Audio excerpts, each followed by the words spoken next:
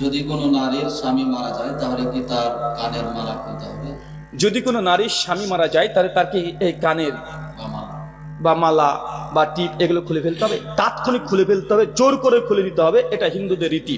তবে হ্যাঁ, স্বামী যদি মারা যায়, সুনান আবু দাউদ কিতাবুত তালাক, আল্লাহ নবী বলছেন যে সে মেয়ে অতিরিক্ত সাজসজ্জা করতে পারবে না। কথা বুঝতে পারছেন? এখন দেখছে যে স্বামী যখন মারা গিয়েছিল সেই সময় মেয়েটার শরীরে একটা সুন্দর বড় নেকলেস ছিল, এটা স্বামীকে কবর দিয়ে এসে মানুষ আসবে, ও তখন খুলে ফেলবে, সে এক্ষুনি খুলে ফেলতে হবে।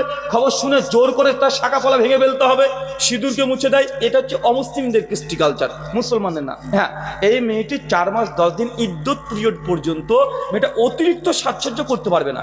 কি করতে পারবে না? অতিরিক্ত সাজসজ্জা। এমনি কি হাতে যে একটা চুড়ি আছে, সাদা একটা নর্মাল চুড়ি আছে, থাকতে পারবে, সমস্যা নেই। স্বাভাবিক পোশাক আছে, পরতে পারবে, সমস্যা নেই। কিন্তু অতিরিক্ত চুমকি টুমকি বসিয়ে ঝাঁকঝমক শাড়ি পরতে পারবে না। কতদিন? সারা জীবন না।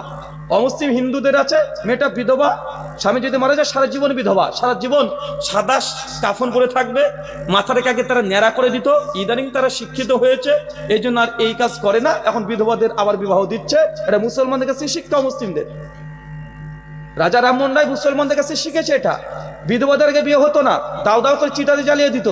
এই শিক্ষা ভারতবর্ষের হিন্দু নারীরা বেঁচে গেছে ইসলাম আসার কারণে। কারণ ইসলাম সমগ্র মানুষ জাতির জন্য শান্তি নিয়ে আসে।